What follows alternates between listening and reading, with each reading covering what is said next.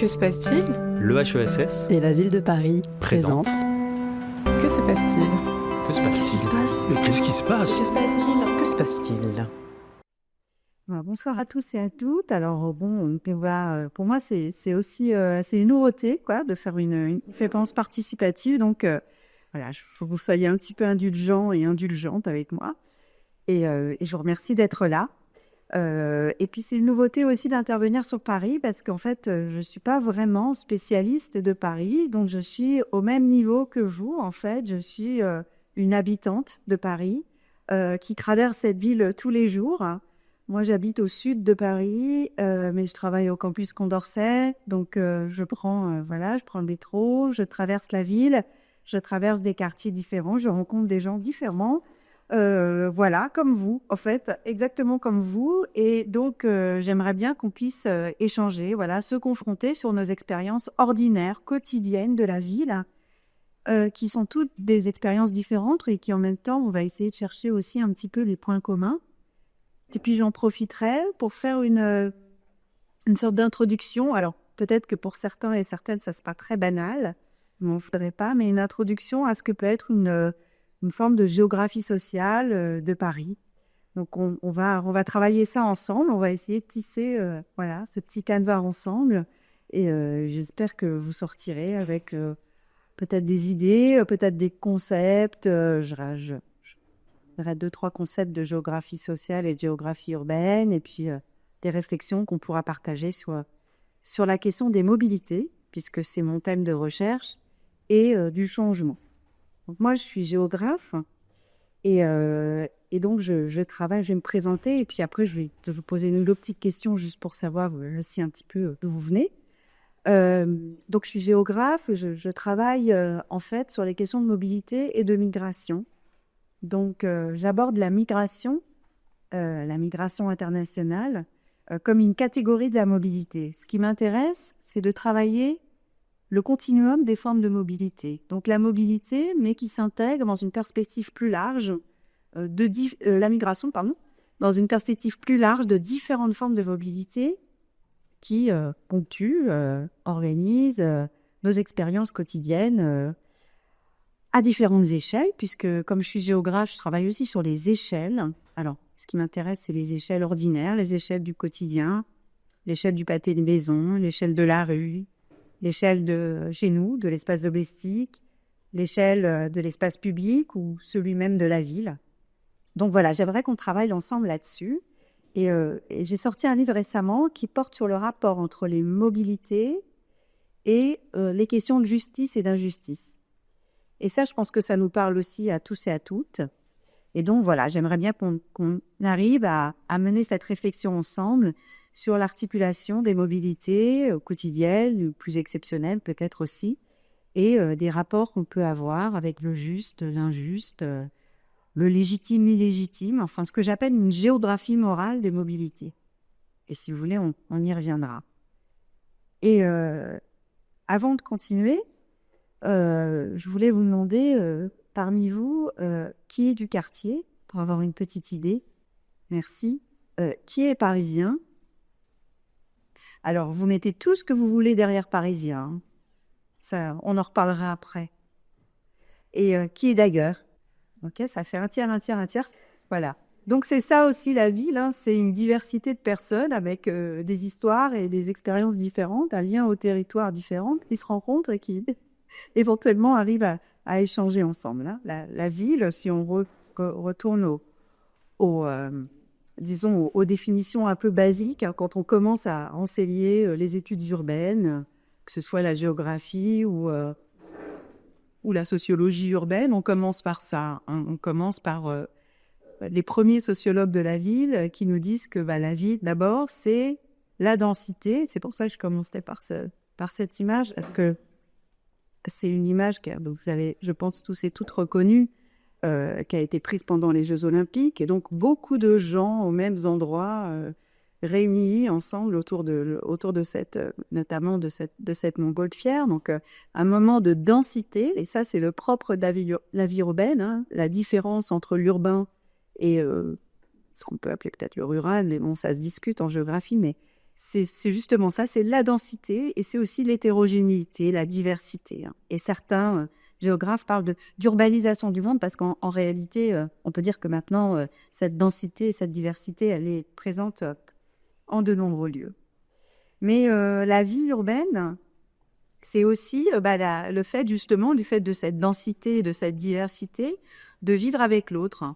Et donc ça induit aussi des effets qui sont des effets de proximité, mais aussi parfois des effets de distanciation. Alors, la distanciation, c'est à la fois une forme de distanciation symbolique ou qu'on peut avoir par rapport aux autres. Non, mais moi, je suis du quartier, mais je suis pas du tout comme les autres habitants du quartier. Je suis parisien, mais je suis pas un Parisien snob, etc. C'est une distanciation vis-à-vis des autres habitants, des autres gens qu'on est amené à côtoyer au quotidien.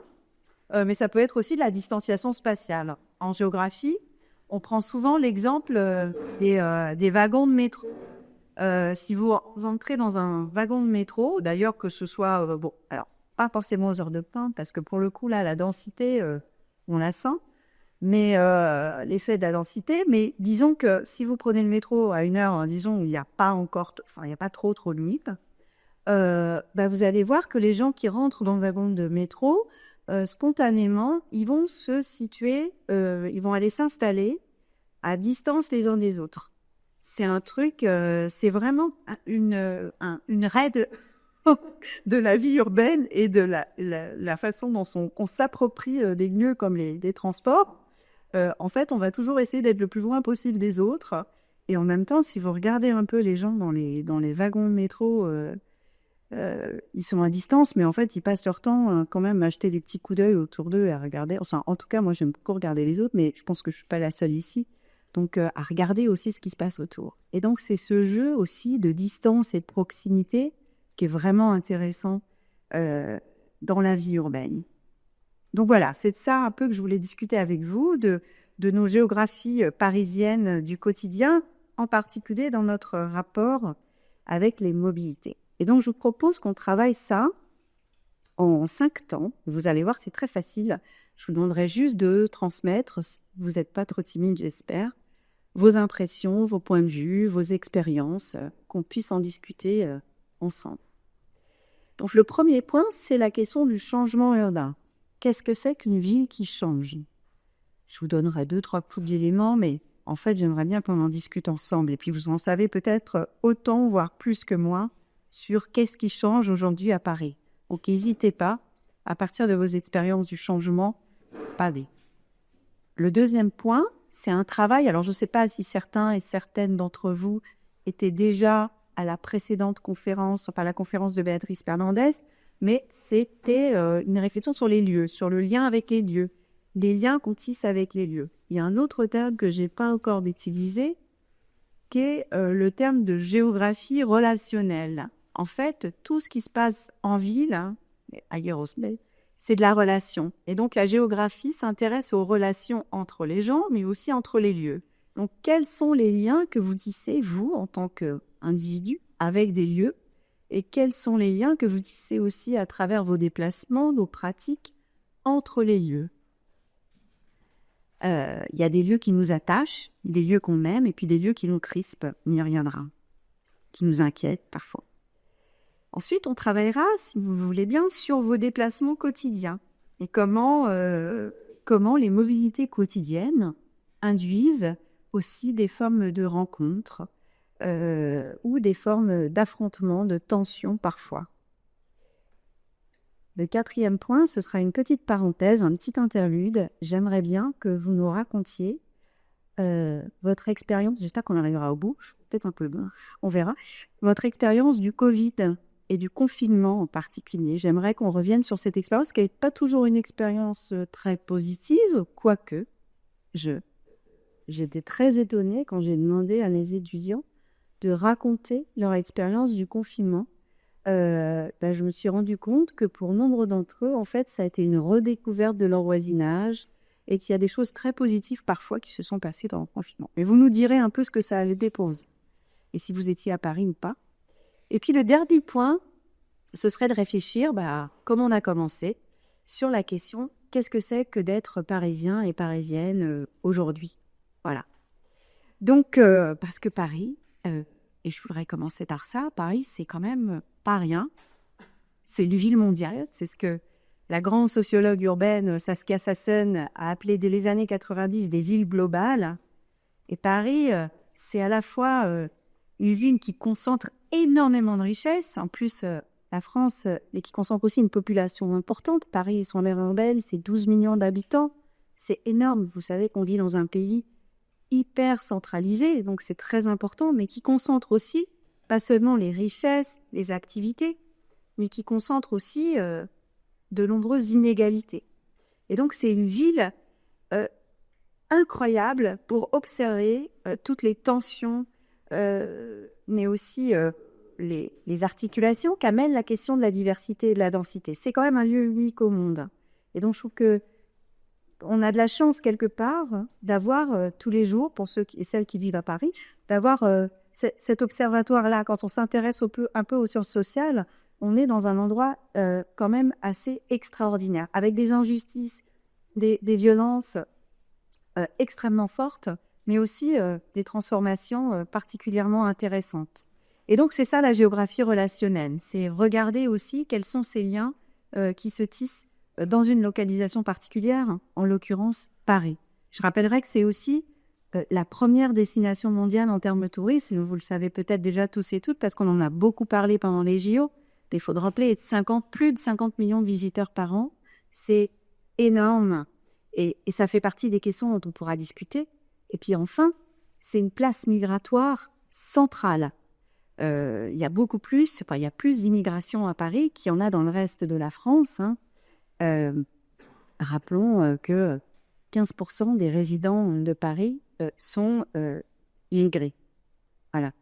Donc ça, c'était quelques petits éléments de contextualisation. Et on passe à la question du changement urbain.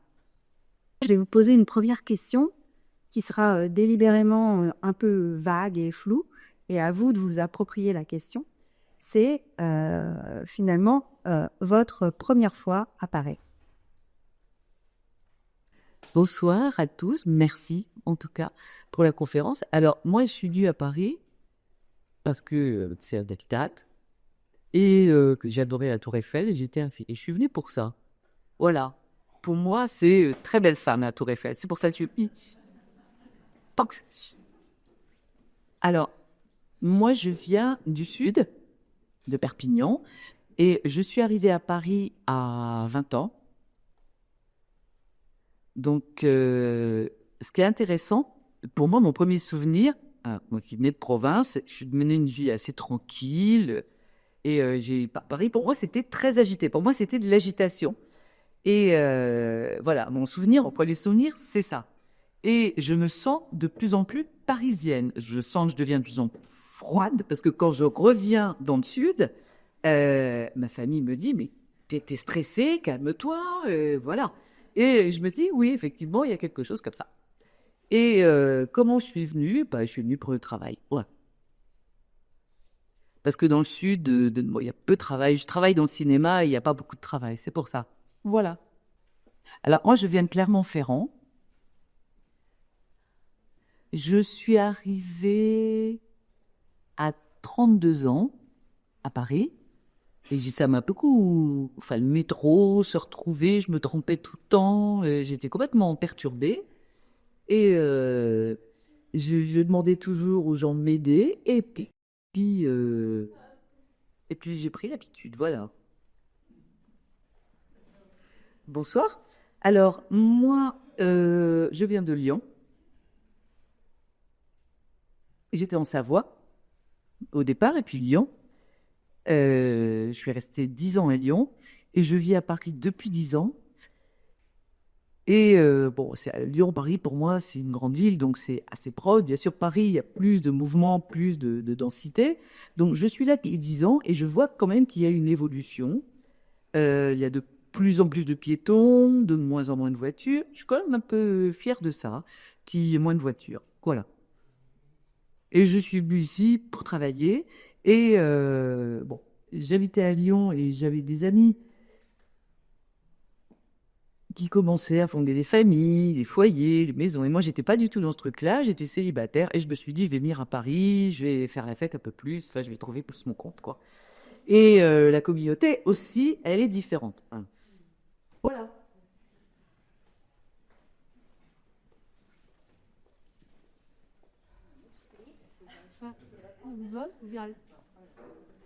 Pardon, bonsoir à tous. Oui, encore quand même une personne sourde qui s'exprime. Hein. Je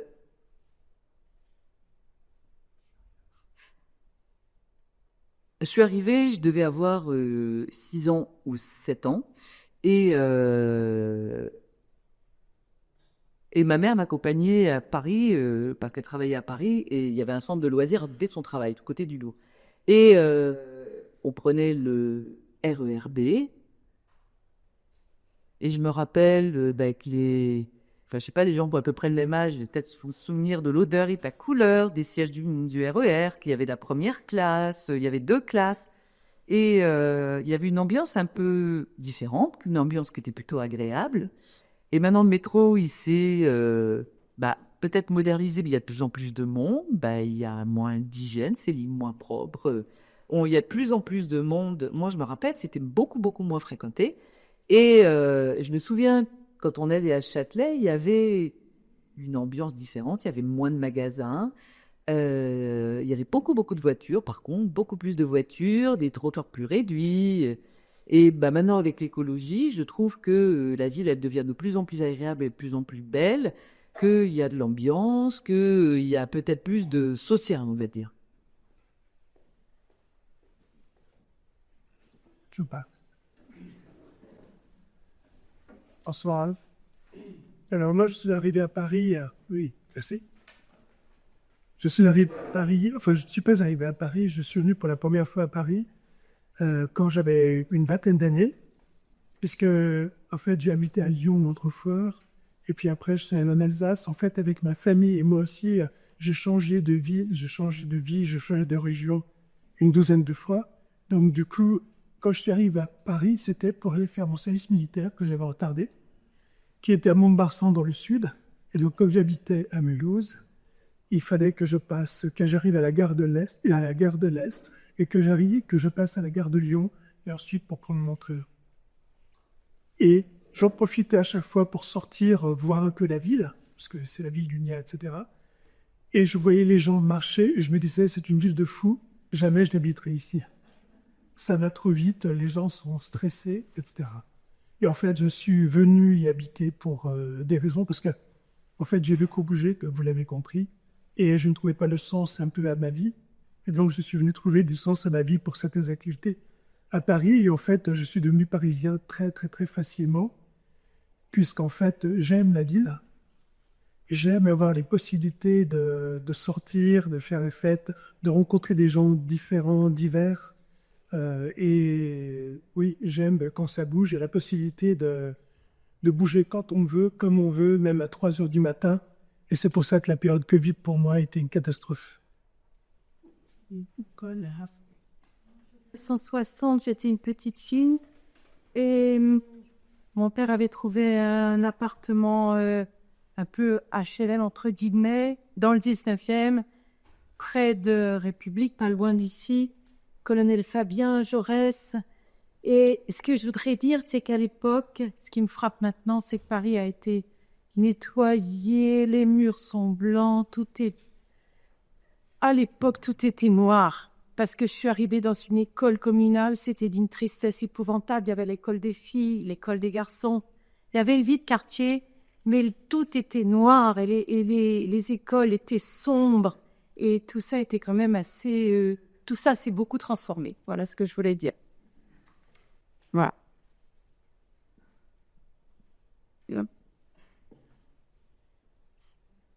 Bon.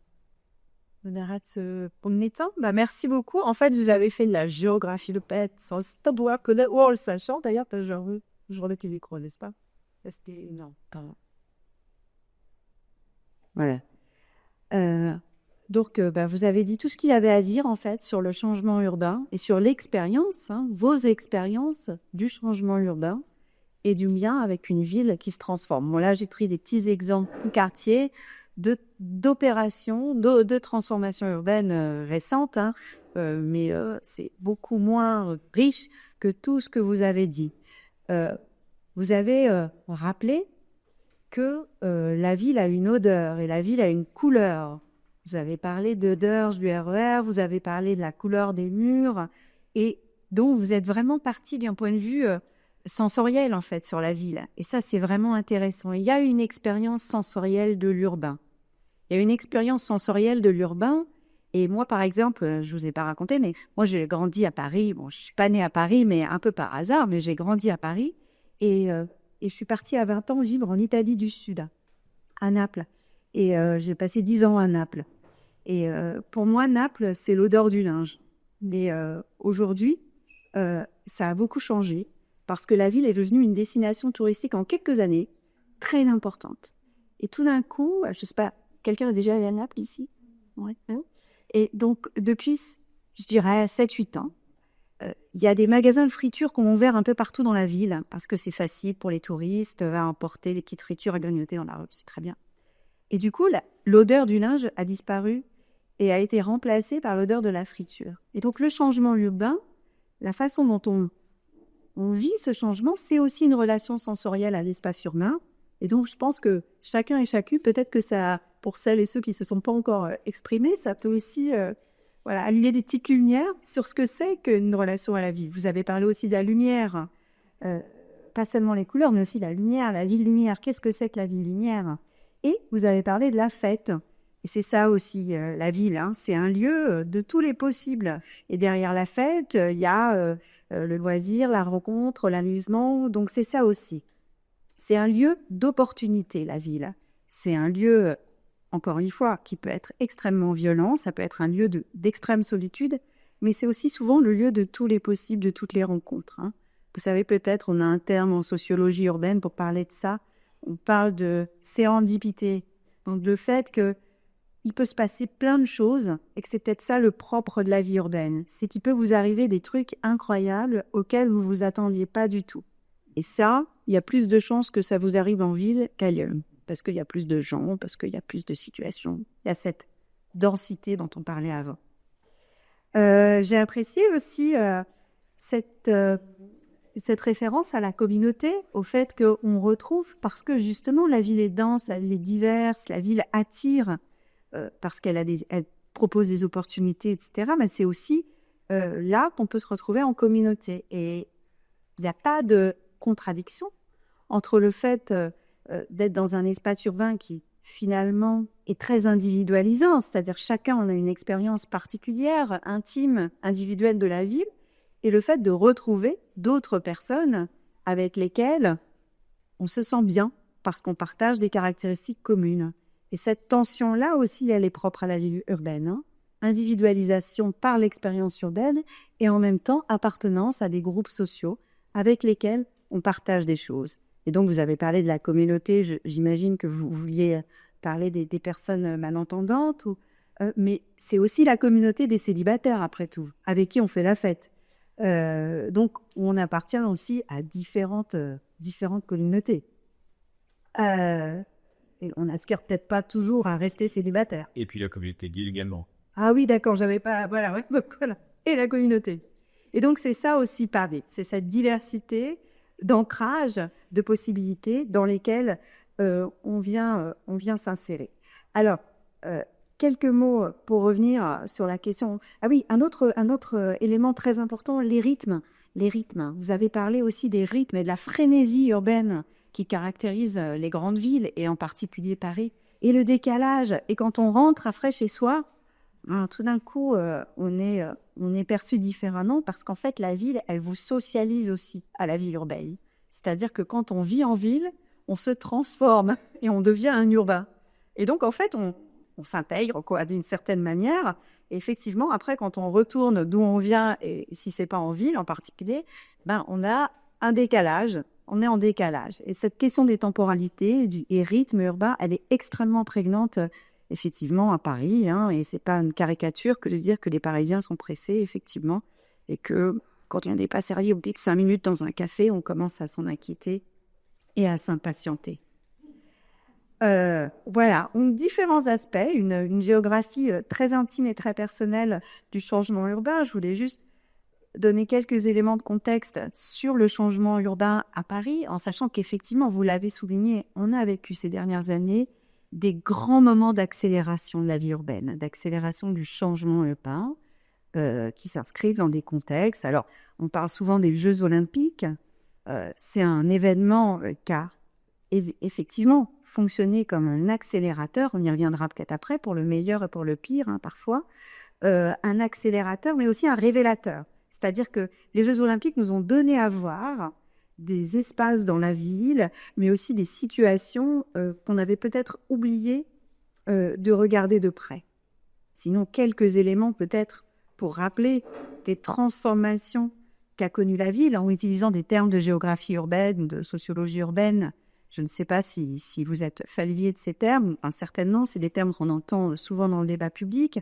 Déjà, il faut rappeler que la ville, elle a connu une évolution de sa population habitante très importante, et que, la ville est devenue progressivement une ville dans laquelle, en fait, les cadres et les catégories sociales supérieures sont devenues la partie la plus importante des habitants de Paris.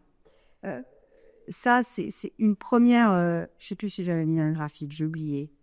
Oui, donc c'est les données de recensement classiques et depuis 1980. Et on voit comment à Paris, entre 1982 et 2002, vous voyez que à peu près toutes les catégories, sauf justement les cadres et professions intellectuelles supérieures, chutent. Alors je vous parlais d'échelle tout à l'heure et je vous disais que l'important pour les géographes, c'est de travailler de différentes échelles. Ça, c'est vrai à l'échelle de la ville de Paris intramuros. Mais si on regarde les choses à la fois à l'échelle de l'agglomération, donc de l'aire urbaine, ou qu'on regarde les choses à l'échelle des quartiers, c'est des dynamiques très différentes qu'on va observer. Et donc, c'est même pas à l'échelle des quartiers qu'il faut regarder, c'est à l'échelle d'éclatés de maisons, quoi, pour le dire un peu vulgairement. Donc, ça, c'est une évolution générale, une forme d'embourgeoisement. Vous savez, parfois on parle de gentrification. Puisqu'il est question de mobilité aujourd'hui, cette gentrification, elle est liée aussi à ce qu'on appelle des mobilités résidentielles. À la fois des populations aisées qui vont venir s'installer en ville et en même temps des populations moins aisées qui vont se déplacer, notamment souvent vers la banlieue. La grande dynamique des dernières décennies, c'est ça. C'est le fait qu'une bonne partie, vous savez, la population parisienne a diminué et bonne partie s'est déplacée, une partie importante s'est déplacée vers l'extérieur, vers l'aire urbaine, d'accord ?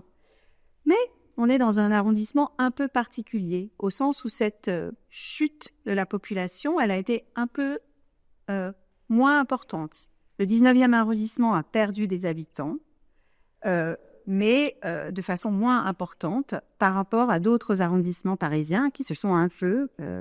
parfois un peu, ou d'autres portions d'arrondissement qui se sont un peu vidées de leurs habitants.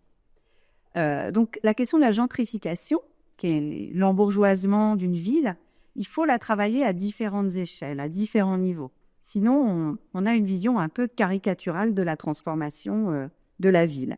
Alors, la gentrification, c'est une des catégories qu'on utilise pour décrire le changement urbain. On va parler aussi, aujourd'hui, vous aurez peut-être entendu parler de touristification, avec un thème qui est très, très cher à la mairie de Paris et très important, qui est la question des locations touristiques et de la part des locations touristiques dans la ville et des transformations que ça amène dans la ville. Donc, gentrification, touristification, et puis un autre terme qu'on apprend parfois à l'école, au collège, au lycée, en tout cas mon fils qui est au collège, il a appris ça, c'est la notion de métropolisation. La métropolisation, c'est justement à la fois une augmentation de la population, donc le fait que si Paris perd de la population, Paris intramuros, l'aire urbaine de Paris augmente en population et devient de plus en plus importante. Et vous voyez, ce sont les courbes rouges et bleues ici. Vous voyez, on commence en 1800, en 2020, et vous voyez que la population de Paris va légèrement chuter ces dernières années, tandis que l'agglomération de Paris va prendre encore de la population. C'est pas seulement des personnes qui viennent du centre de Paris, hein, c'est aussi des personnes qui viennent d'ailleurs en France, qui, comme vous l'avez dit, viennent pour travailler. Mais c'est aussi des gens qui viennent de Paris. Et en particulier, monsieur est arrivé célibataire. Je ne sais pas s'il est encore célibataire, mais ça ne regarde pas. Mais en tout cas, Paris est devenu aussi un peu une ville de célibataires, au sens où on voit que les gens qui se déplacent vers l'extérieur de Paris, notamment vers la petite couronne, mais aussi la grande couronne, c'est souvent parce que, à un moment donné, en tout cas pour certaines catégories, ils vont avoir des enfants et il va être plus facile d'accéder à un logement, en particulier quand il s'agit d'acheter un logement vers l'extérieur. Il faut que je vous dise autre chose aussi par rapport aux transformations urbaines et à la question de l'embourgeoisement à Paris et de la gentrification. C'est que, il y a plein de gens dans le monde entier qui travaillent sur la gentrification. Et ce qui est intéressant quand on est amené en tant que chercheur basé en France, travaillant sur la France, à discuter avec d'autres chercheurs qui travaillent sur la gentrification dans d'autres villes, on a quand même une spécificité, c'est l'importance du logement social. C'est-à-dire que le logement social tel qu'il existe en France, et en particulier à Paris, est quand même un frein. Et donc les politiques publiques, en fait, en faveur des catégories modestes, est quand même un frein à ces processus de gentrification. Imaginez une ville sans logement social, ça existe. Une ville sans logement social, ça veut dire que les processus de transformation urbaine sont encore plus violents qu'ils ne le sont à Paris. Donc oui, Paris est une ville qui s'est embourgeoisée, si vous voulez. Paris est une ville qui s'est beaucoup transformée de ce point de vue-là, mais c'est aussi beaucoup moins le cas que pour d'autres villes qui ont connu des processus encore plus brutaux, parce qu'il n'y a pas de forme de mesures de politique publique qui permettent en quelque sorte d'amortir aussi ces transformations brutales. Bon, je parle trop. Le changement urbain, c'est donc ça, c'est l'évolution de la population, mais c'est aussi des formes d'aménagement du territoire qui ont été extrêmement importantes ces dernières années à Paris, ouverture de nouvelles stations de métro, l'augmentation des pistes cyclables. On connaît aussi la question la piétonisation des voies sur berge en 2016, qui a été importante, et aussi des mesures de taxation de l'automobilité, des nouvelles taxes sur l'automobilité, notamment les cadres de stationnement sur qu'on triplé sur les tarifs de stationnement, qu'on triplé pour les SUV, qui sont une mesure qui correspond à une mesure qui essaye de limiter en fait l'automobilité, et en particulier l'automobilité quand elle est polluante. Voilà, c'est une ville qui a beaucoup changé, vous l'avez dit, et on va peut-être passer à la suite parce que je parle trop. Encore une fois. Oui, quelques mots pour caractériser notre arrondissement. Alors, je vous disais, voilà, le bourgeoisement, tout ça, mais le 19e a quand même une place très particulière dans la géographie sociale de Paris. Là, vous avez en fait les résultats du recensement des personnes sans abri fait durant la nuit de la solidarité. Je crois que c'était cette carte, c'était la nuit en janvier dernier. Et donc, vous voyez, vous connaissez peut-être cette initiative qui vise à recenser les personnes à la rue. Et donc, vous voyez que l'arrondissement dans lequel le plus de personnes ont été décomptées sans abri, c'est justement le 19e arrondissement. Donc, c'est aussi un arrondissement qui connaît des difficultés et des questions absolument critiques en termes de pauvreté. J'ai parlé tout à l'heure du logement social. Dans le 19e, c'est 40% du parc de logis, ou une différence de Paris où on est autour de 21%. Donc un arrondissement populaire, un arrondissement plutôt aussi plus familial que le reste de la ville, et un arrondissement, je vous disais, plus pauvre, hein, le revenu médian est inférieur d'un tiers à l'ensemble du revenu médian de la capitale. Tout ça, c'est des chiffres un peu géniaux. Après, il y a une grande diversité selon les parties de l'arrondissement. Ça, c'est une carte justement faite par des collègues démographes qui essayaient de répertorier la diversité de situations dans Paris. Et si vous voulez, les zones en vert sont plutôt des zones de fragilité sociale. Et vous voyez que dans le 19e, finalement, vous avez une exception qui est en rouge. Et vous n'avez pas compris de quel quartier il s'agissait. Ah oui, c'est la Gouzaïa. Voilà. Donc, là aussi, il faut travailler sur les échelles pour comprendre les différences. Voilà. Alors, pour terminer sur ce premier temps, donc, Paris est une ville qui a toujours connu des mobilités résidentielles et je vais juste vous demander on va prendre un petit peu de recul, hein, parce que parfois, quand on travaille sur les transformations urbaines, on a un point de vue très présentiste, on regarde la situation actuelle et tout. Rappelez simplement que cela fait bien longtemps que les Parisiens ne sont pas nés à Paris et que donc, depuis très longtemps, une bonne partie des Parisiens sont nés soit en province, soit à l'étranger. Hein, et donc, finalement, si on compare 1926 et 2020, oui, c'est des travaux de l'INSEE, on se rend compte que finalement, un tiers des Parisiens étaient nés à Paris et que c'est encore le cas aujourd'hui. Donc, on est dans cette proportion-là. Et donc, peut-être que, probablement, que la plupart d'entre vous n'est pas nés à Paris. Alors, dans ces 2 tiers qui restent, il y a en gros un tiers de provinciaux et un petit peu moins d'un tiers d'immigrés étrangers. Voilà. Alors, ce qui a changé, par exemple, par rapport à la question de migration, c'est que cette immigration, selon les moments de l'histoire migratoire de la ville, les provenances ont changé. Hein. Donc, parfois en géographie, on dit qu'il y a eu une mondialisation des migrations. C'est-à-dire que cette ville-monde qui est Paris, cette ville globale, cette ville mondiale, c'est aussi une ville dont la population s'est diversifiée, c'est-à-dire que les origines ont changé. Alors, il y a des continuités. Ça fait très longtemps qu'à Paris, il y a une immigration européenne et il continue d'y avoir une immigration européenne à Paris. Hein. Par exemple, la population portugaise est très nombreuse à Paris. Les Italiens aussi, on en avait un bras. Les Algériens sont présents à Paris depuis longtemps, mais il y a une diversification. C'est pour ça qu'on parle souvent de mondialisation, avec de plus en plus de personnes qui viennent d'Afrique, d'autres pays africains, qui viennent d'Asie et qui vivent à Paris.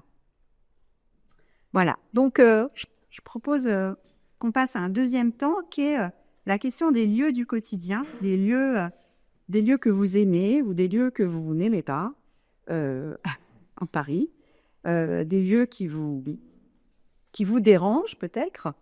Et 2 mots pour vous dire qu'en fait, on a tous des relations affectives avec certains lieux et que la géographie sociale s'y intéresse, mais pas depuis si longtemps que ça. C'est en fait quelque chose de relativement récent en géographie que de s'intéresser de nos relations avec les lieux. Et le rapport au lieu, il est très personnel, très individuel, mais il est lié aussi à ce qu'on met à nos identités. Hein. Donc, il y a une dimension identitaire très forte, affective, dans notre rapport au lieu.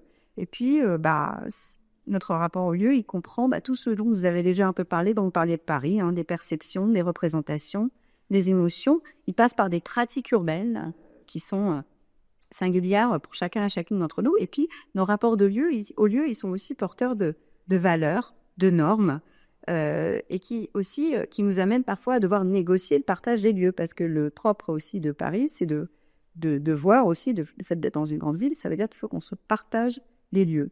Et puis, il y a des lieux en particulier qui sont objets de débats, de controverses, et on pourrait citer ce lieu spécifique qui a été...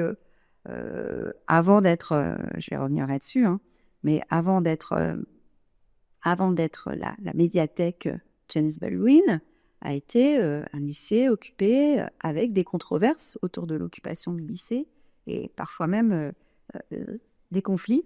Et voilà. Donc, un lieu, il nous dit beaucoup de choses aussi sur ce qu'on peut appeler la place des uns et des autres. Hein. Un lieu, ça peut être une place, mais c'est pas forcément une place. Mais même si en anglais, lieu, c'est place, mais bon, on ne va pas compliquer les choses. Mais en tout cas, le lieu nous dit beaucoup de la place qu'on accorde aux uns et aux autres. Hein. Et notre rapport au lieu nous dit beaucoup de nos géographies relationnelles, de notre rapport à l'autre. Et donc, moi, je vous propose qu'on discute des lieux du quotidien, des lieux que vous aimez, des lieux que vous aimez moins, dans le 19e, à Paris, au-delà de Paris, si vous voulez parler d'autre chose, dans l'agglomération ou ailleurs. Et voilà, et de ce que ça peut nous dire de votre rapport aux lieux et aux autres. Alors, ça va être dur de se lancer, mais on va essayer. J'ai mis un petit fond de carte tiré de Google Maps, si vous avez besoin de points de repère. Mais j'ai mis aussi des petites cartes à droite à gauche, si ça peut aider, des cartes du 19e. Mais voilà, ça peut aussi être un autre lieu. J'ai été au devant en mariage dans le centre de Paris, dans le Marais. Voilà, où j'ai une bébé. Vivre avec un enfant, puis deux. Et puis, au troisième enfant, nous avons mon mari et moi déménagé dans le quartier Botta. Et là, je n'ai pas apprécié à la descente du 4e. Profiter des bûcherons. Voilà. Et pour rien au monde, je me retournerai dans le centre de Paris parce que j'ai adoré visiter ce quartier Nédisa comme le 20e. Mais il est particulièrement ce quartier entre la période des fêtes et Jourdain, avec l'infinité de super rocades au but de Chaumont. Ça nous a vraiment permis, voilà, on était petits, mais de pouvoir passer beaucoup de temps dans ce groupe en aime ici. Si. Oui. Alors, moi, j'aime beaucoup le parc de but de Chaumont. Si. Donc, j'aime beaucoup le parc de but de Chaumont. Par contre, je déteste le 104. Et pourquoi je déteste le 104? Tout simplement parce que ce n'était pas un lieu convivial. C'est un espace de courant d'air, etc. Moi, j'ai une relation particulière au lieu parce que comme j'ai habité dans beaucoup de villes, même un village à ce moment, ce ne sont pas les lieux qui m'intéressent, c'est ce qu'on y fait, qui on y rencontre, comment on y rencontre, comment on peut vivre, se développer et avoir du plaisir dans la vie. C'est ce qui m'intéresse le plus. Que ce soit ici ou à Djerba, pour moi ce serait pareil. J'apprécierais différemment, tout simplement. Vous êtes un citoyen du monde. Si, effectivement. Bon. Donc, bonsoir, en Piatéry. J'ai ici depuis 40 ans. Attends, les colonies depuis 40 ans. Et en fait, j'ai travaillé 15 ans au bord de la Seine, sur l'île de la Cité. Et en fait, je me suis rendu compte quand j'ai arrêté de travailler que l'eau me manquait. Et en fait, je me suis dit, mais c'est hyper important d'être au bord de l'eau et la potence de la Seine. Et quand je retourne dans le centre de Paris et je traverse la Seine, ben voilà, ça me fait du bien. Donc, je me suis rendu compte de ça, du plaisir de voir l'eau couler et la Seine.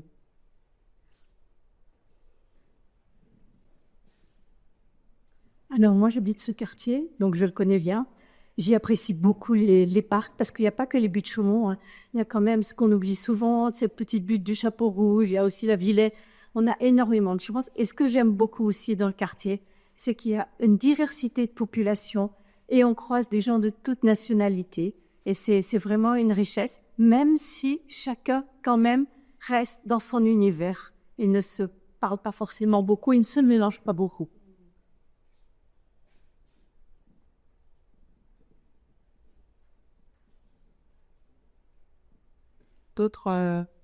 D'autres lieux dont vous voudriez le faire. Vous avez dit des choses très positives quand même, à part le 104.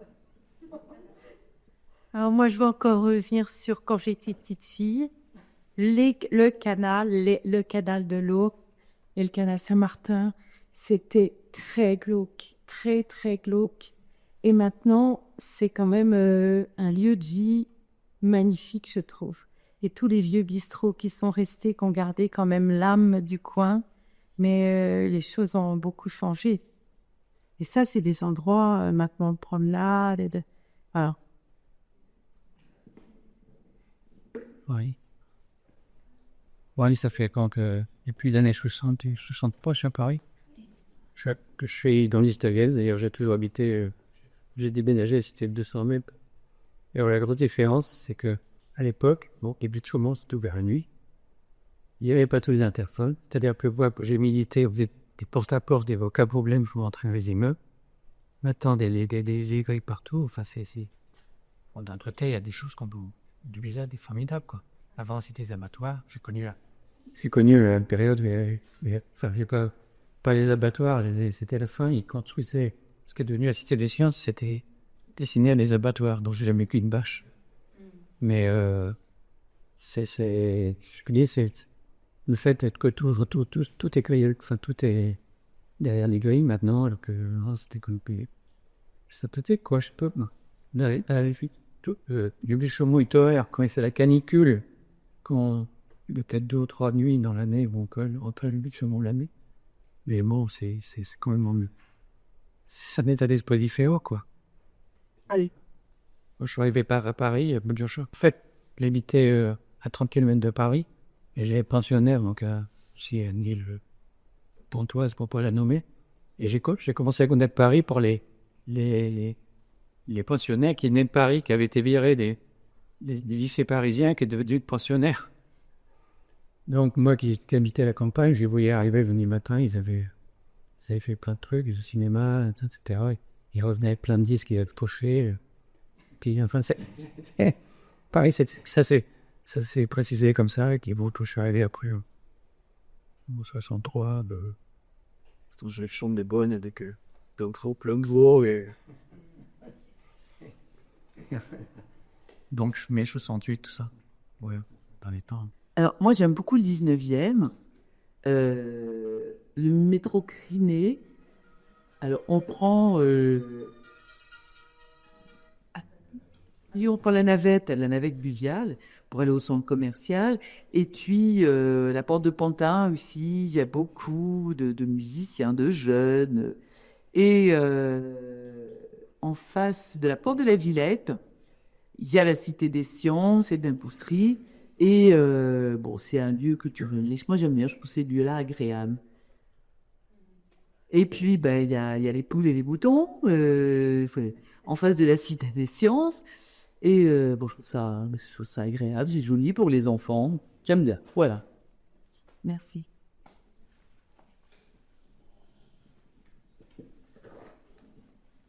Oui, moi je voulais juste parler d'un lieu que j'aime et que je déteste en même temps, comme il a se repassé tout à l'heure. C'est la station de métro Châtelet-Les Halles. Et je sais que dans le jargon des architectes, on appelle ça le flipper. Parce que les gens font un peu ping-pong, font flipper entre toutes les possibilités de descendre dans le RER, dans le métro, etc. On s'y perd, on peut vraiment perdre 20 minutes à s'orienter. Et en même temps, c'est un endroit que j'aime beaucoup parce que j'y suis toujours passée depuis que je suis toute petite. Et c'est là où se croisent, je pense, à la fois des touristes chinois égarés, des gens qui viennent de banlieue, des gens du centre. Et je trouve que c'est un endroit très intéressant en termes de croisement de population.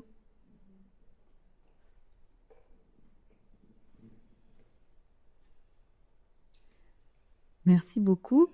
Donc, il y avait beaucoup de choses et je pense que ça permet de réfléchir au fait que vous avez parlé en fait de lieux qui sont à la fois souvent des hauts lieux parce que finalement, alors c'est exactement ce que j'avais mis dans mon diaporama, à savoir la Villette, à savoir, alors j'avais mis la Rotonde, on n'en a pas parlé, mais les buttes de Chaumont, les bords de Seine, qui sont à la fois des hauts lieux, c'est-à-dire des lieux qui ont une valeur symbolique très forte, qui représentent Paris, et puis en même temps, des lieux qui sont des lieux qu'on s'approprie chacune, individuellement, et avec lesquels on a une histoire singulière. J'aimerais bien qu'on introduise cette notion d'histoire. Finalement, Paris, c'est aussi autant d'histoires particulières qu'on va tisser avec une ville.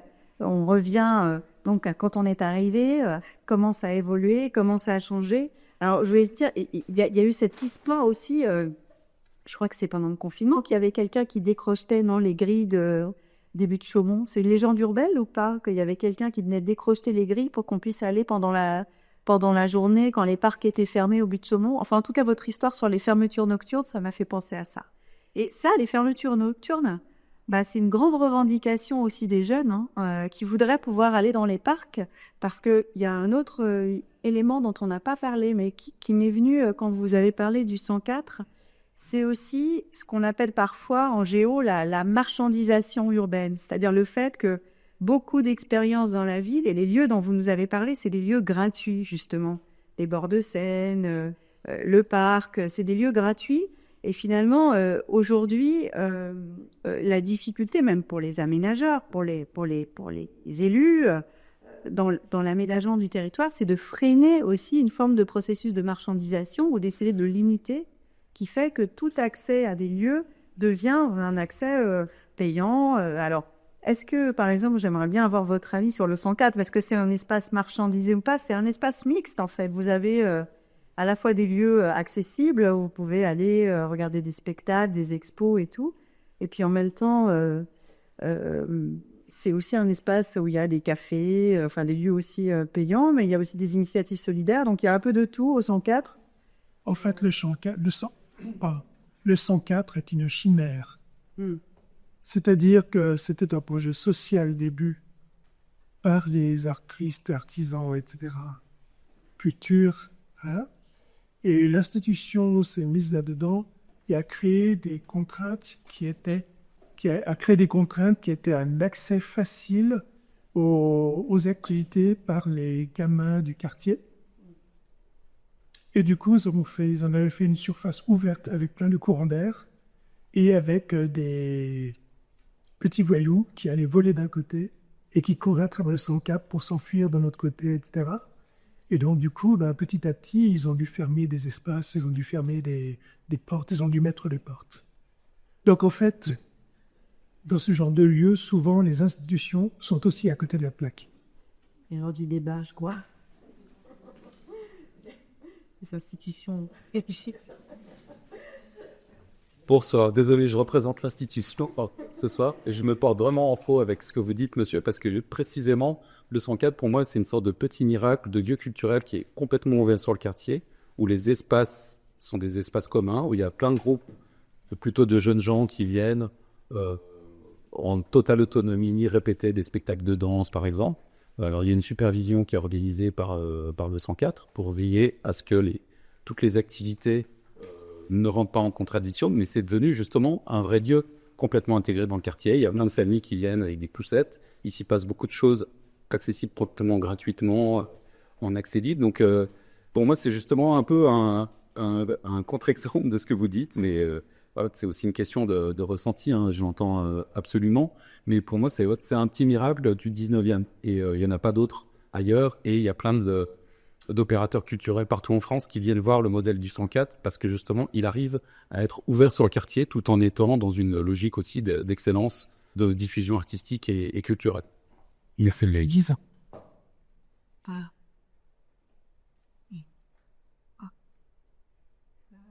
Et j'ai eu l'occasion d'aller voir une exposition de Kissaring, qui était magnifique. C'était il y a quand même pas mal de temps, il y a peut-être une quinzaine d'années.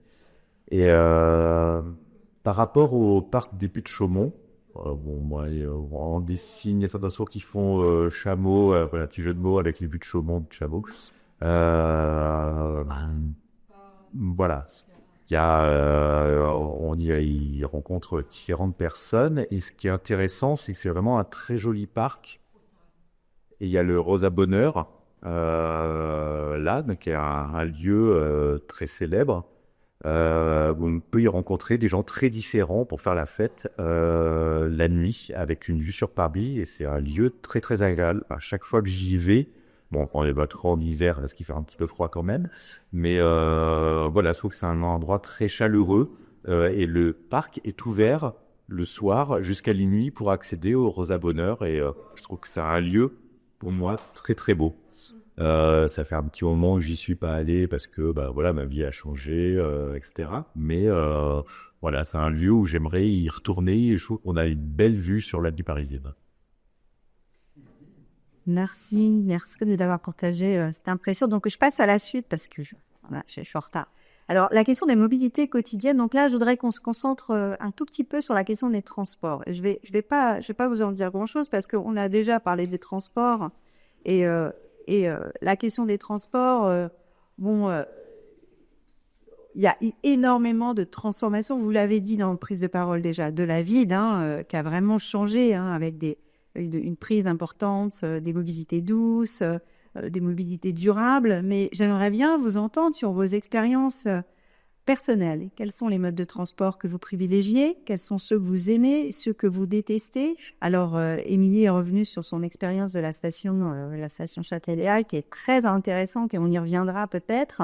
Mais voilà, je me demandais, est-ce qu'il y a des lieux en particulier qui vous posent problème, qui sont compliqués pour différentes raisons, et d'autres qui sont pour vous particulièrement agréables et qui vous permettent de vous déplacer dans Paris, ou des modes de transport qui vous permettent de vous déplacer.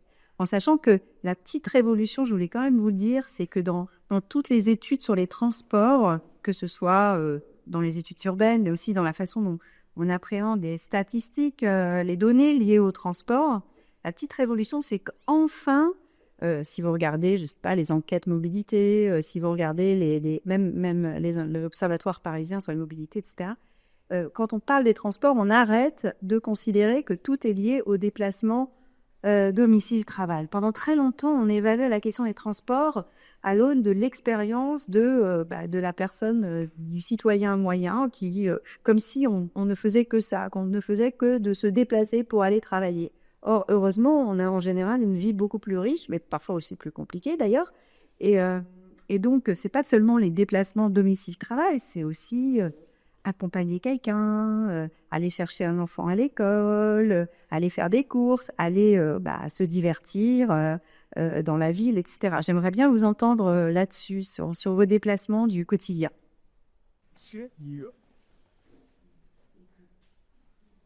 Alors, au départ, quand je suis arrivé à Paris, au début, j'étais en banlieue, avant de trouver vraiment un appartement dans Paris. Et donc dans le 12e, et puis ensuite dans le 11e, et maintenant je suis dans le 9e. Et voilà, et j'ai pas envie d'y changer en fait du 9e, parce que voilà, très rapidement on peut aller à Châtelet à pied, on peut aller à plein d'endroits à pied aussi, il y a beaucoup de lignes de métro, mais on peut aussi aller à plein d'endroits à pied. La ligne 9, je peux arriver à Montreuil directement, et il y a plein de possibilités, il y a des vélos, il y a des vélib, il y a plein de choses pour... dans le 9e, je trouve que c'est très très pratique pour se déplacer. Avant, il y avait un train qui parcourait la petite ceinture de Paris, et je crois que ça a été abandonné en 1930, et c'est le PC qui l'a remplacé et qui faisait tout le tour de Paris. Et ensuite, donc le PC a été séparé en 3 lignes différentes. Et maintenant, il y a le tramway qui essaye de reprendre un peu ce parcours. Et je trouve que c'est très agréable de faire le tour de Paris comme ça, en tramway, sur la petite ceinture, un peu à avoir le Grand Paris. Mais voilà, on peut faire une grosse partie, il y en a encore une petite partie pour faire tout le tour de Paris en tramway. Mais l'avantage du tramway, c'est qu'on sort un peu des souterrains et qu'on peut voir la ville. Et je trouve ça très agréable. En plus, il y a de l'herbe au milieu des rails. Voilà. Tout.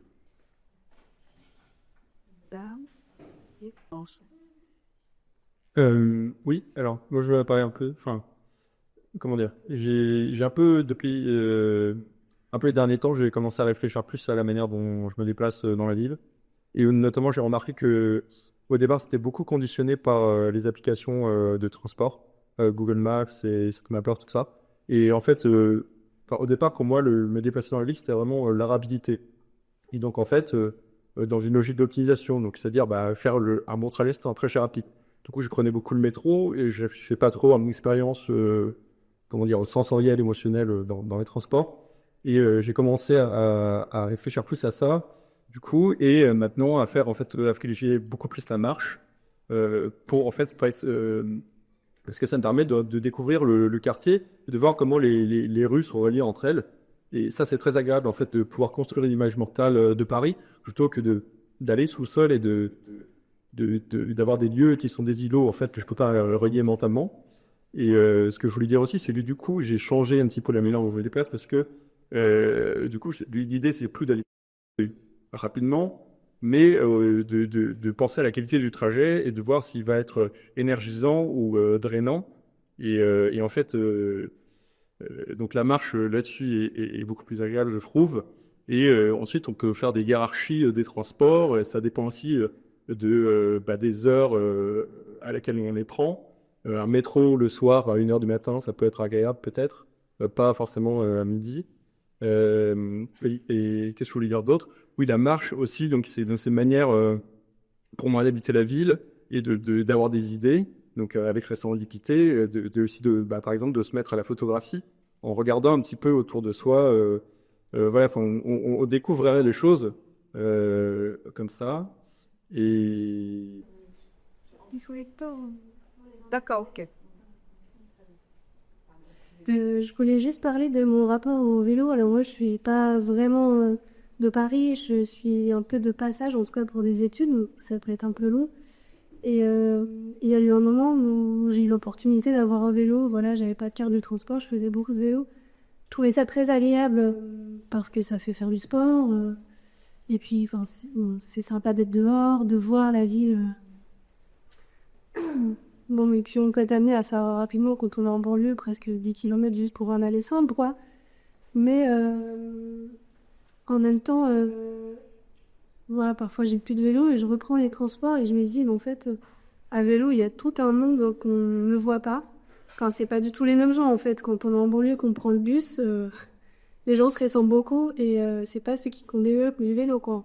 C'est une population beaucoup plus migrée et puis quand on prend pas le métro, on se rend pas compte de tous les gens qui font la manche dans le métro. Enfin, du coup, j'ai l'impression que c'est un monde pour les gens vraiment un petit peu, toutes les pistes cyclables qui sont dans Paris, tous ces autoroutes, il y a vraiment beaucoup de monde, on peut emmener les enfants avec des vélos électriques, enfin, je sais pas, enfin, en tant qu'expérience personnelle, oui, c'est agréable d'être à l'air et de faire du vélo, mais dans le contexte parisien, je sais pas, je trouve, ça me gêne un peu, et puis je suis contente d'être dans le métro, de pouvoir lire, là, je me sens plus d'avoir l'expérience de la ville, de Paris. Ça va être rapide. En fait, quand je suis arrivé à Paris, j'ai beaucoup marché, j'ai beaucoup pris plutôt les métros, puisque les bus n'étaient pas très pratiques il y a 35 ans. Enfin, je trouvais que c'était pas très pratique pour se déplacer dans les villes. Les bus sont devenus plus pratiques. En plus, dans le quartier, il y a eu Busmain qui vraiment nous a libérés un petit peu, qui nous permet d'aller à République et Opéra très facilement.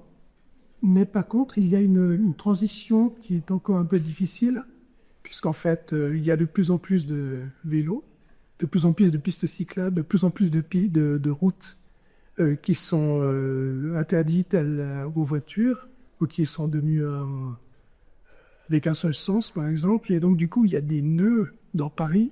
Je trouve que, en fait, cette transition à certains endroits est un peu difficile entre les cyclistes, même les transports en commun, etc. Et ça manque un peu du dialogue à ce niveau-là pour que ce soit fluide. Merci. Merci de m'avoir apporté la transition pour parler de ce que moi j'appelle les conflits de mobilité. Les conflits de mobilité, c'est des moments comme ça où il y a des sortes de frictions ou des formes de controverses. Tout à l'heure, je vous ai parlé de ce qu'a été ce lieu, l'occupation du lycée Jean Carré, et les tensions, ou en tout cas les controverses, c'est-à-dire des versions, des interprétations différentes de la situation qui se sont affrontées entre les personnes qui étaient en faveur d'un accueil, d'une aide apportée aux migrants qui étaient présents dans le lycée, et puis des gens qui étaient plutôt hostiles, plutôt contre. Alors je caricature un peu les positions des uns et des autres parce que c'est toujours plus compliqué. Et donc, autour des questions de mobilité, qu'il s'agisse de résidentiel, de mobilité touristique, il y a toujours des conflits et des controverses. Et c'est très intéressant parce que ça fait émerger des points de vue. Alors là, c'est un peu anecdotique peut-être, ce que je vous mentionne là, mais vous en avez peut-être déjà entendu parler. C'est les tensions justement autour des aménagements urbains qui ont été réalisés autour des buts de Chaumont et qui font qu'il est devenu difficile pour certaines activités paramédicales, des infirmières, des kinés à domicile, d'accéder au logement du quartier, d'où la demande faite par notamment le maire du quartier de pouvoir emprunter pour ces professions-là les voies réservées au bus. Et comme souvent, quand il y a des histoires comme ça de tensions autour il y a des petites instrumentalisations politiques de tous les côtés pour dire que c'est la faute de la préfecture, c'est la faute de la mairie, etc., etc. Donc des tensions autour d'un accès à l'espace qui est, de fait, l'accès à l'espace, c'est toujours hiérarchisé et les mobilités, elles sont hiérarchisées. Et donc, après, il y a des formes de régulation qui interviennent. Et apparemment, il y a les choses progressent autour de cette possibilité d'accéder pour les soignants à ces pistes réservées. Donc, des négociations qui peuvent intervenir autour de la possibilité de se déplacer. Et donc ça, c'est ce que j'appelle des conflits de mobilité. Des conflits de mobilité, il y en a tous les jours, il y en a beaucoup à Paris. Et on a eu, par exemple, je vous parlais tout à l'heure de la piétonisation des voies sur berge. Ça a été un grand conflit qui a une dimension juridique aussi importante et tout, autour de cette question de la piétonisation. Parce que forcément, quand vous mettez en place des politiques de transport et des politiques de mobilité, il y a des gagnants et il y a des perdants. Ça peut amener des tensions très fortes. Alors, ce que je retiens de ce que vous avez dit aussi, c'est qu'on n'est pas tous égaux face à la mobilité quotidienne, et que on a d'abord des pratiques diverses, et aussi on a une appréhension diverse en fait de ces pratiques et du rapport au lieu de transport. Enfin, j'ai quand même trouvé que vous disiez des choses très positives. Vous aimez beaucoup votre vie, vraiment. Hein, vous êtes. Je pense que ça va faire plaisir aussi aux personnes qui sont en charge, parce que franchement, c'est tout ça est très positif. Mais ce qu'on voit, c'est qu'il y a des inégalités face à la mobilité quotidienne. Alors, je voulais évoquer avec vous la question de l'âge. Hein. On sait que plus on avance dans l'âge, plus il devient difficile de se déplacer. Hein. Et donc, les déplacements, en fait, on voit que, surtout au-delà de 80, enfin, d'une certaine limite d'âge, il devient beaucoup plus difficile de se déplacer. Et c'est un vrai enjeu au quotidien, dans Paris ou ailleurs. Il y a des questions aussi d'accessibilité, parce que selon qu'on est dans tel ou tel quartier, dans tel ou tel lieu, on aura plus ou moins accès au transport. Donc, par exemple, vous avez beaucoup évoqué dans vos prises de parole vos choix modaux. Vous faites le choix d'un mode de transport. Vous faites le choix de prendre le métro plutôt que de prendre le vélo, de marcher plutôt que de prendre le métro. Mais finalement, ce choix, il n'est pas donné à tout le monde. C'est un privilège. Et vous avez évoqué la question des privilèges et de la liberté de choisir. Et c'est très important. On n'a pas tous la même liberté par rapport au choix d'un mode de transport. Je voulais évoquer, pour donner un exemple différent aussi de cette question de l'accessibilité, l'action du collectif Les Dévalideuses, vous les connaissez peut-être, qui se sont manifestées avant les Jeux Olympiques à la station Invalides pour justement protester contre l'absence d'accessibilité dans le métro parisien, dans un certain nombre de stations. Dans un contexte en plus qui mettait en exergue cette question de l'accessibilité. Donc évidemment, la question de l'accessibilité, on peut en discuter. Elle s'est améliorée, mais il n'en reste pas moins qu'il y a encore des formes d'inégalité très fortes vis-à-vis de l'accessibilité aux différents modes de transport. Alors, il y a un chercheur spécialiste des mobilités qui s'appelle Vincent Kaufmann, qui parle de motilité. Et la motilité, c'est justement... Alors, c'est un terme qu'il emprunte en fait à la biologie, parce que je crois qu'au départ, la motilité, c'est la capacité d'un organe on parle de motilité de l'œil, à se déplacer. Enfin, je suis désolée, je suis un peu nulle en biologie. Mais en tout cas, la motilité, c'est justement cette capacité-là qu'on a plus ou moins à se déplacer, parce qu'on n'est pas tous égaux face à une application de mobilité, face à un plan de métro, mais aussi on n'est pas...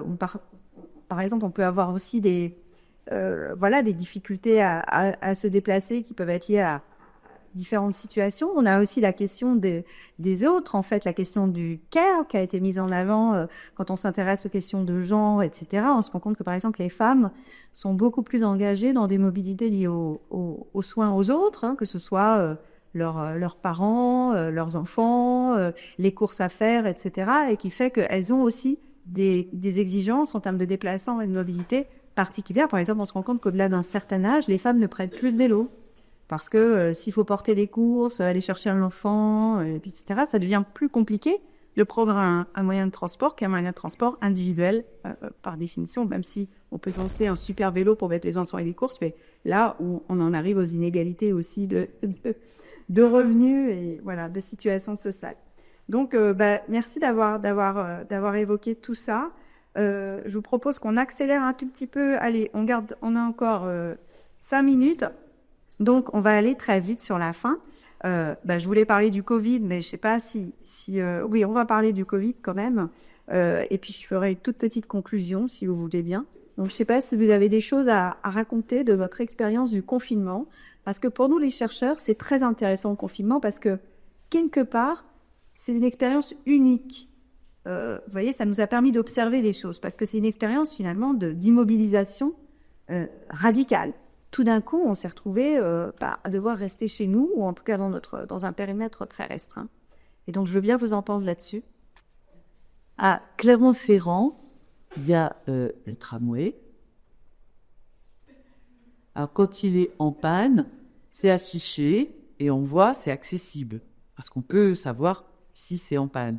Par exemple, dans le RER, les annonces, elles sont audio. Et nous, les sourds, on attend, on se demande ce qui se passe et on est obligé de demander. C'est gênant. Ça serait bien d'avoir des affichages écrits pour qu'on puisse se repérer. Merci. Alors moi, ce n'est pas tout à fait pendant la Covid, c'est après, lors du couvre-feu. Un soir, j'ai sorti ma poubelle, il était juste l'heure de couvre-feu. C'était un acte de rébellion. Et en fait, il faisait beau. Il faisait un temps frais mais vivifiant. Et j'ai eu très envie de faire ce que je faisais, parce que je suis célibataire aussi. Ce que je faisais autrefois, c'est-à-dire aller marcher dans la ville, aller jusqu'à Oberkampf par exemple, et puis aller de bar en bar, et pourquoi pas essayer de rencontrer quelqu'un, etc. Sauf que c'était le couvre-feu, et j'ai maudit Macron et son gouvernement, et j'ai maudit Macron et son gouvernement aussi pour tous ces jeunes, parce qu'en fait je me suis dit à un moment, et moi je l'ai déjà fait, donc c'est une frustration, c'était pas grave. Mais moi, j'ai pensé à tous ces jeunes gens qui étaient en construction, qui avaient envie de vivre, d'avoir les plaisirs de la vie, et tout à coup, ils étaient enfermés, maltraités par le gouvernement en place. Voilà. Et la mobilité permet ça, le fait de marcher, d'aller d'un lieu à un autre, ça permet ça. Tu fais pas pire que Paris à 14, que tous les jeunes, ils étaient dans les tranchées. Il faut comparer, ils font pas. Ça, j'ai vu. Nous, relatif. Ouais. Il y avait 100 milliers sur le champ des Lisbonnes. C'est-à-dire qu'en fait, l'immobilité des uns a permis la mobilité des autres. Hein. Ça, c'est quand même une expérience assez unique. Alors, il y a évidemment la mobilité des métiers essentiels, des personnes qui devaient venir aller soigner, mais il y avait aussi ça. Il y avait aussi les animaux qui reprenaient leurs droits un peu sur la ville. Et on a vu des renards, des sangliers, toutes sortes d'animaux qui d'habitude se cachent chez les cèbres. Oui. Alors, je vais conclure. On me dit qu'il faut conclure. Alors, écoutez, je vais vous juste évoquer rapidement le dernier point dont je vais vous parler, mais on n'aura pas le temps d'en discuter, mais c'est pas grave. Mais c'était insister sur la nécessité de sortir d'une approche statique et uniquement aussi résidentielle de la ville et des mobilités dans la ville, pardon. Sortir d'une approche uniquement résidentielle, ça veut dire essayer d'être attentif à tout ce qui se déplace. Et tout ce qui se déplace, on a parlé des mobilités quotidiennes, on a parlé aussi, pas tellement, mais il faudrait parler aussi des gens qui viennent à Paris, et qui sont pas forcément des résidents. Alors vous parlez de la vie qui bouge, pas celle qui dort, c'est-à-dire, alors ça c'est une provocation comme expression, mais en fait l'idée que la ville n'est pas seulement faite des gens qui dorment à Paris. Il y a aussi les gens qui viennent travailler tous les jours, qui sont très importants. Il y a les touristes, il y a les gens qui circulent, qui viennent au musée, qui vont à l'hôpital, enfin qui viennent aussi, utiliser les services, les aménités qu'offre la ville. Et donc tout ça, ça fait aussi la ville. Et donc tous ces déplacements, c'est à la fois ce qui fait la richesse de la ville et ce qui fait aussi parfois les difficultés et les tensions. Et donc la ville, c'est aussi une forme de être urbain, en fait, être parisien, être urbain, être en ville, c'est aussi une forme de pacte de cohabitation. Et moi, je voulais vous inviter, alors on n'a pas le temps, mais je voulais les inviter à réfléchir sur ce que c'est qu'être parisien, finalement. Est-ce que être parisien, excusez-moi, j'ai mis trop de choses. Est-ce que être parisien, c'est être né à Paris? Est-ce que c'est vivre à Paris, résider à Paris? Est-ce que c'est avoir un pied-à-terre à Paris? Il y a de plus en plus de gens, par exemple, quand on regarde la carte des résidences secondaires à Paris, il y a des gens qui ont des pieds-à-terre. Alors, il y a toutes sortes de pieds-à-terre. Et alors, il y a des gens qui achètent, par exemple, dans le centre vraiment de Paris, pour les louer, etc. Mais il y a aussi, par exemple, des gens qui s'installent en famille dans la petite ou dans la grande couronne et qui achètent ou même en dehors de la région parisienne parce qu'ils n'ont plus les moyens de vivre à Paris et qui prennent un pied-à-terre plutôt dans des arrondissements moins chers, par exemple voilà, le 19e, pour venir travailler à Paris et dormir à Paris. On en voit de plus en plus. Donc, une attention aussi qu'il faudrait renouveler pour ce qu'on appelle parfois la multirésidentialité, le fait de vivre entre plusieurs lieux. Bref, qu'est-ce que c'est qu'être un Parisien? Est-ce que c'est voter à Paris? Et ça pose la question de Paris et de son entourage proche, ces gens qui viennent travailler à Paris, qui ne votent pas à Paris. Quel est leur lien avec la ville, finalement, puisqu'ils ne peuvent pas intervenir forcément dans les décisions publiques, en tout cas directement à travers le vote. Et tout ça, c'est des questions d'appartenance qui sont d'autant plus complexes qu'on est dans des sociétés très mobiles, où on se déplace de plus en plus, où on peut vivre entre plusieurs lieux, où on peut vivre entre plusieurs lieux, résider entre plusieurs lieux, etc. Donc, voilà, je propose de terminer par ça.